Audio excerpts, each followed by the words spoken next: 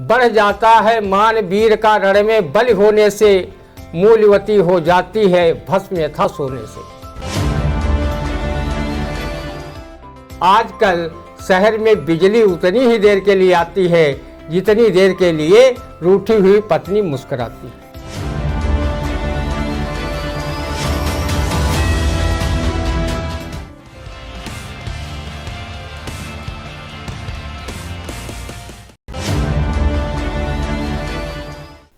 नमस्कार, मैं उदय चौहान आई इंडिया पर आपका एक बार फिर से स्वागत है हमारे खास प्रोग्राम रंदा में।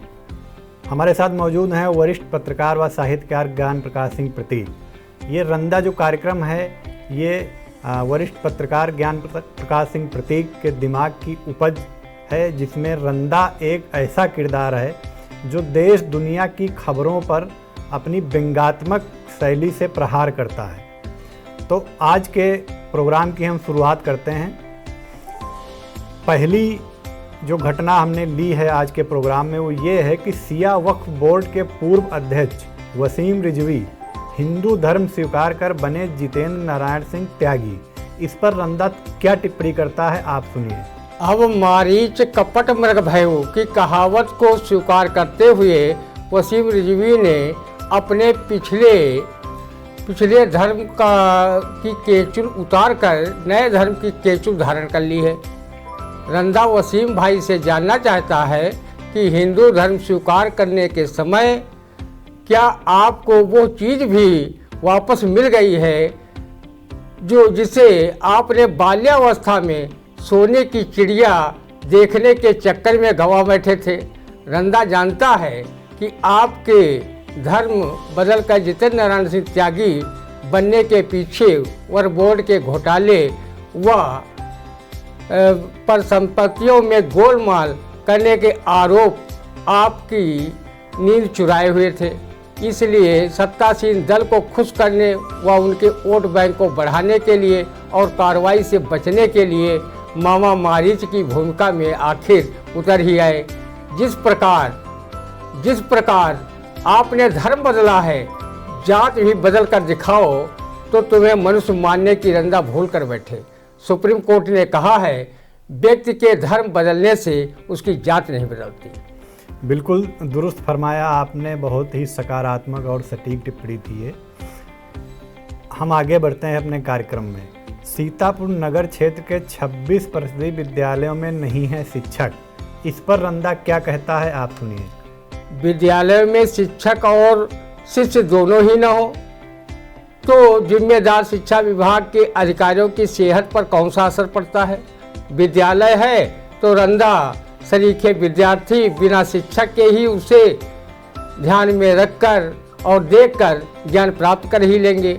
इन विद्यालयों में कितनी अच्छी शिक्षा विद्यार्थी ग्रहण कर रहे होंगे, इसे देखकर आप स्वतः ही अंदाज़ा लगा रहे होंगे। जब हमारे बच्चे आगे चलकर देश को विश्व गुरु बनाने में अहम भूमिका निभाएंगे, क्योंकि वो बिना स्कूल के पढ़े हुए हैं। रंदा का बस चले तो अव्यवस्था फैलाने वाले अधिकारियों को नोबेल पुरस्कार से नवाजिए। बिल्कुल सही बात कही आपने। परिषदीय विद्यालयों में सरकार के लाख जतन के बाद भी व्यवस्था अपेक्षा के अनुसार सुधरती नज़र नहीं आ रही है। करोड़ों रुपए खर्च किए जाते हैं, उसके बावजूद शिक्षा का स्तर वहाँ उस तरीका का नहीं बन पा रहा है माहौल जैसा कि होना चाहिए। इसी के लिए देखने में आ रहा है कि जो प्राइवेट स्कूल हैं वो लगातार मनमानी करते हैं और अभिभावकों की जेब काटते रहते हैं। अगर सरकारी स्कूलों में अच्छी पढ़ाई हो, अच्छी शिक्षा हो, गुणवत्तापूर्ण शिक्षा हो तो लोगों को क्यों अपने बच्चों को प्राइवेट स्कूल भेजना पड़े। फिलहाल हम आगे बढ़ते हैं। दहेज के लिए केरोसिन डाल विवाहिता को जलाने में 3 को उम्र कैद। इस पर सुनिए रंदा की टिप्पणी। दहेज दानों उम्र कैद की सजा पाने पर रंदा की ओर से तुम्हें हार्दिक बधाई। रंदा परवरदिगार से गुजारिश करता है कि केरोसिन डालकर विवाहिता को जलाने वाले लोग आजीवन जेल में तिल तिल कर जले और मरने के बाद भी उन्हें दोजख में जगह भी न मिले। रंदा उजाले के लिए कुप्पी जलाने हेतु केरोसिन का तेल नहीं ला पाता है और तुम पूरी पिपिया बहू बेटियों को दहेज में जलाने के लिए खर्च कर रहे हो। रंदा का लेखक हमेशा इस व्यंग रचना से मिट्टी के तेल पर प्रतिबंध लगाने की मांग करता रहा है ताकि दहेज लोभी बहुओं को न जला सके। जब केरोसिन तेल सस्ता और इफरात में मिल जाएगा तो बहुएं जलाने का आइटम टॉप पर आएगा। बिल्कुल सही बात है। ये बहुत ही दुर्भाग्य कहेंगे इसको कि हमारे समाज में आज भी दहेज का दानव जिंदा है, जबकि पिछले कई वर्षों से सरकार और सिस्टम इस कुप्रथा को ख़त्म करने पर लगी हुई है। लेकिन आज भी कुछ लोग हैं जो अपने कुछ लालच के चलते किसी की बेटी और अपनी बहू की जान लेने और उनका उत्पीड़न करने से भी नहीं चूकते हैं। हम आगे बढ़ते हैं। ब्लॉक कसमंडा की ग्राम पंचायत नवागांव की प्रधान जनक कुमारी सिंह ने की घोषणा, माँ बाप की सेवा करने वालों को मिलेगा ग्राम सभा की ओर से पुरस्कार। रंदा की टिप्पणी सुनिए इस पर आप लोग। नवागांव की प्रधान जनक कुमारी सिंह की इस मातृ पितृ सेवा सम्मान वाली घोषणा का रंदा तहे दिल से स्वागत करता है और आशा करता है आप ऐसे ही नैतिक कार्यक्रमों को आगे बढ़ाती रहें। रंदा ने जब से ये घोषणा सुनी है तब से अपने माँ बाप की सेवा दूनी गति से कर रहा है।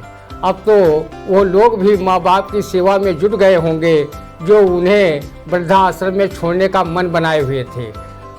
उनका भी माँ बाप के प्रति व्यवहार बदल गया होगा, जो बात बात में उन्हें गाली देते थे और मारने पीटने के कार्य में संलग्न थे। रंदा को ज्ञात है कि गांव और समाज में ऐसी घोषणाएं, नैतिक घोषणाएं जो स्वयं शिक्षित व संस्कारित ही कर सकते हैं। रंदा पता चला है कि आपके पति परमेश्वर स्वर्गीय ओम प्रकाश सिंह आदर्श शिक्षक थे और आपका पुत्र सत्य प्रकाश सिंह अध्यापन कार्य कर रहा है। आप ऐसे ही ग्राम पंचायत के सर्वांगीण विकास में भूमिका निभाती रहेंगी तो यह ग्राम पंचायत अन्य ग्राम पंचायतों के लिए प्रेरणा का विषय अवश्य बनेगी। बिल्कुल सही बात है, रंदा ने दुरुस्त फरमाया है और प्रधान नवागांव की जो उन्होंने जो पहल की है वास्तव में सराहनीय है।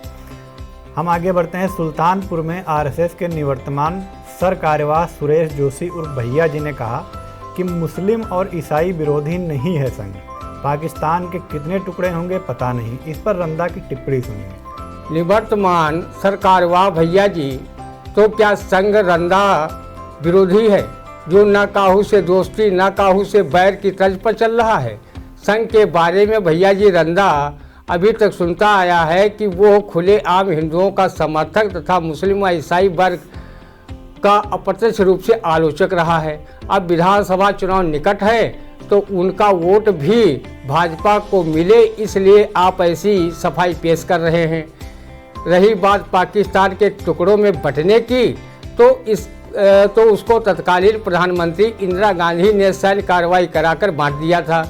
पूर्वी पाकिस्तान को बांग्लादेश बनवा दिया था, लेकिन संघ द्वारा सुपोषित सरकार न तो पाकिस्तान को अभी तक टुकड़ों में बांट पाई है और न ही पाक अधिकृत कश्मीर को भारत अधिकृत कश्मीर में मिला पाई है। धारा 370 हटाने के बाद भी निर्वासित जीवन जी रहे कश्मीरी पंडितों को पुनः उन्हें कश्मीर में बसा तक नहीं पाई है। रंदा को लगता है कि जिस दिन पाकिस्तान अपना अस्तित्व खो देगा वो दिन भाजपा को कोई दूसरा चुनावी शगुफा ढूंढना पड़ेगा। रही बात पाकिस्तान के साथ साथ चीन की, तो उसको भी खंड खंड में बांटने की बात कर लिया करो, जो लगातार हमारी सीमाओं पर बस्तियां बसा रहा है और देश की संप्रभुता के लिए खतरा बना हुआ है। जिस दिन चीन को धूल चटवा दोगे उस दिन रंदा भी आपकी बात आपके साथ में भजन बनाकर गाना गाएगा। बिल्कुल सही बात है। अगली हमारी जो घटना वो ये है, नहीं रहे सीडीएस बिपिन रावत। यकीनन दुर्भाग्यपूर्ण घटना है। पत्नी मधुकला समेत 13 की मौत। इस पर रंदा का क्या कहना है? बिपिन रावत जैसे महान जनरल व सीडीएस कभी मरते नहीं। वो युगों युगों तक अपनी वीरता व अदम्य साहस के लिए आने वाली पीढ़ियों के दिलो दिमाग में न सिर्फ जिंदा रहते हैं बल्कि देश की संप्रभुता व सुरक्षा के लिए प्रेरणा प्रदान करते रहते हैं। रंदा हेलीकॉप्टर हादसे में परलोकवासी समस्त सेना के अधिकारियों व वीरांगना मधुलिका रावत को शोक श्रद्धांजलि कृतज्ञ राष्ट्र की ओर से अर्पित करता है। इनका पंक्तियों के साथ बढ़ जाता है मान वीर का रण में बलि होने से, मूल्यवती हो जाती है भस्म यथा सोने से। जी, यकीनन ये बहुत दुर्भाग्यपूर्ण घटना है पूरे देश के लिए। आज सीडीएस बिपिन रावत का पार्थिव शरीर पंचतत्व में विलीन हो रहा है। हम बढ़ते हैं कार्यक्रम में आगे। सिधौली कोतवाली पुलिस ने छापा मारकर पकड़े 22 जुआरी, लाखों की नकदी बरामद। इस पे रंदा की टिप्पणी सुनिए। कहो पुलिस ने जुआरियों को पकड़ लिया, नहीं तो हार जीत के खेल में जीते जुआरी के पाके पुआ, हारे जुआरी की मर गई बुआ की कहावत चरितार्थ करते। सिधौली पुलिस की जगह कोई और खाओ कमाओ पुलिस वाले होते तो वो जुआरियों को पकड़ना तो दूर, जुआ खेलने वाले के विरुद्ध शिकायत करने वाले व्यक्ति को रंदा के लेखक की ये व्यंग रचना सुनाकर थाने से ही भगा देते। जुआ खेलना एक कला है और कला में पारंगत होना क्या बुरा है। द्वापर में युधिष्ठिर जो थे एक धर्मावतार और इसे खेला और कहा जुआ युद्ध व्यापार, फिर लगे पार। जी, रंदा की बहुत ही सकारात्मक टिप्पणी है। सिधौली में जो जुए का अड्डा पकड़ा गया है, जानकारी मिली थी कि वो जुए का अड्डा पिछले कई वर्षों से वहाँ संचालित किया जा रहा था, जिसकी जानकारी स्थानीय पुलिस को भी थी। हालांकि अब उसको पुलिस ने और स्वाट टीम ने छापा मारकर उसका खुलासा कर दिया है। हम बढ़ते हैं आगे। सांसदों व विधायकों की मौजूदगी में होगा मुफ्त राशन वितरण। इस पर रंदा क्या टिप्पणी करता है? सांसद विधायकों के मुफ्त राशन वितरण के समय मौजूदगी आगामी विधानसभा चुनाव में वोट बढ़ाने के लिए है या उपभोक्ताओं के मुंह और पेट को चेक करने के लिए कि वो मुफ्त में मिलने वाला दोगुना राशन खाकर क्या हजम कर पाएंगे या नहीं। वो तो राशन कोटेदार, वैसे तो राशन कोटेदार बांटता है, फिर इनका वहाँ पर क्या काम है। जी, हमारा अगला सवाल है। डिप्टी सीएम केशव प्रसाद मौर्य ने लिया जगत गुरु राजेश्वर आश्रम से आशीर्वाद। इस पर आप लोग रंदा की टिप्पणी सुनिए। आदरणीय डिप्टी सीएम मौर्य जी साधु संतों महंतों से ज़्यादा अगर 2017 में आरएसएस के मूर्धन्य व बड़े दायित्वकारी लोगों से आशीर्वाद लिया होता तो गोरखपुर के महंत सीएम नहीं होते और उनकी जगह पर आज विपक्षी माफियाओं पर घर गिराने के लिए बुलडोजर लेकर आप घूम रहे होते। इसलिए संतों महंतों की अपेक्षा उनके चरणों में नाक रगड़ो, जहां से सत्ता की बड़ी कुर्सी का लाभ खुलता है। बिल्कुल दुरुस्त फरमाया, ये रंदा ने सटीक टिप्पणी की है। आगे हम बढ़ते हैं। शहरों से गांव तक 24 घंटे बिजली देने की तैयारी, चुनाव से पहले योगी सरकार की बड़ी पहल। इस पर आप लोग सुनिए रंदा क्या कहता है। चुनाव के बाद भी 24 घंटे बिजली का लाभ जनता उठा पाएगी या मतलब निकल गया है तो पहचानते नहीं कि तर्ज पर गुल कर दी जाएगी। अगर बिजली 24 घंटे मिलनी शुरू हो गई तो बिजली की आवाजाही पर लिखी गई सूर्य कुमार पांडे की इस कविता का क्या होगा। आजकल शहर में बिजली उतनी ही देर के लिए आती है जितनी देर के लिए रूठी हुई पत्नी मुस्कुराती है। बिल्कुल दुरुस्त फरमाया। चुनावी सीजन है और चुनावी सीजन में बिजली ही नहीं, सरकार धड़ाधड़ कई बड़े बड़े वायदे और कई बड़े बड़े दावे कर रही है और कई सौगातें भी ज़िले ज़िले में जाकर नेता दे रहे हैं। फिलहाल हम आगे बढ़ते हैं। समारोह पूर्वक मनाई गई पूर्व केंद्रीय गृह राज्य मंत्री रामलाल राही की प्रथम पुण्यतिथि, भावुक हुए परिजन एवं शुभचिंतक। इस पे रंदा क्या कहता है। पूर्व केंद्रीय गृह राज्य मंत्री एवं गांधीवादी चिंतक विचारक रहे ऐसे मिलनसार राजनेता रामलाल राही जी, भला उनकी प्रथम पुण्यतिथि पर याद कर कौन भावुक नहीं होगा। रंदा का लेखक भी उनके निकटवर्ती लोगों में रहा है।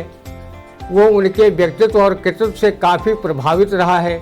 जब भी उनसे जुड़े संस्मरण याद करता है तो उसकी सूखी आँखों में बिना रुके बिना थके अश्रु बिंदुओं का प्रवाह होने लगता है। पूर्व जिला पंचायत सदस्य परशुराम लल्ला व स्वर्गीय राही के बाबू सुरेश वर्मा उनकी चर्चा पर ही इतने भावुक हो जाते हैं कि शब्द उनके गले में अटक जाते हैं और आंखें डबडबाती हैं। परशुराम लल्ला की पहचान बाबूजी ने अपने जीवन काल में पूरे देश में घूम घूम कर कराई थी, जिससे उनके आज तक नेताओं से संबंध प्रगाढ़ बने हुए हैं।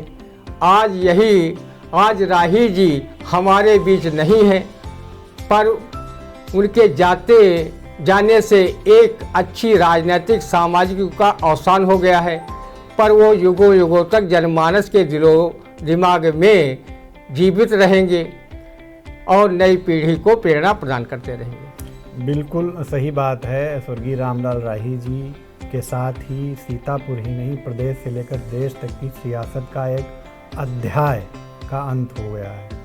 फिलहाल हम आगे बढ़ते हैं। रामकोट इलाके के राज भंडारण निगम के गोदाम से गेहूं व चावल से भरे 23,000 बोरे गायब। 4 करोड़ के अनाज घोटाले के जिम्मेदारों पर गिरेगी गाज। इस पर आप रंदा की टिप्पणी सुनिए। देश प्रदेश में चाहे सब कुछ टल जाए, पर कभी घोटाले टाले नहीं जा सकते। कहीं 23,000 बोरा खाद्यान्न ही डकारा गया है। पूरा का पूरा भंडारण निगम का गोदाम ही नहीं गटक लिया गया है। रही डकारने वालों पर कार्रवाई की गाज, तो ये सिर्फ मीडिया की सुर्खियों तक ही सीमित रहती है। रंदा जानता है कि जब 17 साल पहले हुए लाखों कुंतल अनाज घोटाले में सीबीआई ने सिर्फ खाना पूर्ति ही की है, कोई ठोस कार्रवाई नहीं हुई, तो इसमें कौन सी बहुत बड़ी कार्रवाई होगी। तो ये था हमारा आज का प्रोग्राम रंदा। रंदा एक ऐसा किरदार है जो देश दुनिया की खबरों पर अपनी निगाह बनाए रखता है और उसको हम आपके सामने एक व्यंग्यात्मक लहजे में टिप्पणी के जरिए पेश करते हैं। हमारी दर्शकों से अपील है कि आप अपनी प्रतिक्रिया कमेंट बॉक्स में ज़रूर दें कि हम अपने इस प्रोग्राम को कैसे और बेहतर बना सकते हैं। हम अगले सप्ताह फिर हाजिर होंगे इसी दिन और इसी समय अपना खास प्रोग्राम रंदा लेकर। तब तक के लिए हमें दीजिए इजाज़त। नमस्कार।